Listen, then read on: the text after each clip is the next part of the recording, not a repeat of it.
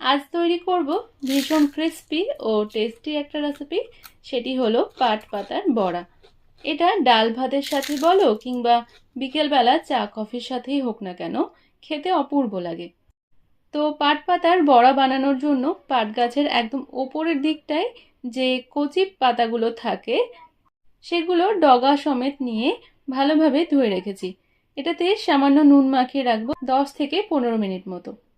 এবার মিক্সিং বোলে নিয়ে নিয়েছি পরিমাণ মতো বেসন, চালের গুঁড়ো, আটা, ময়দা, নুন, হলুদ গুঁড়ো ও জোয়ান দিয়ে ভালোভাবে মিশিয়ে নেব।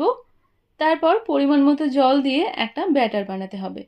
খুব বেশি ঘন হবে না, আবার খুব বেশি পাতলা হবে না, এমন ব্যাটার বানাতে হবে। বড়াগুলো আর একটু ক্রিস্পি বানানোর জন্য কিছুটা পরিমাণে গরম তেল দিয়ে ব্যাটারটা ভালোভাবে ফেটে নিতে হবে। তারপর পাতাগুলো মিশ্রণে চুবিয়ে অতিরিক্ত মিশ্রণটা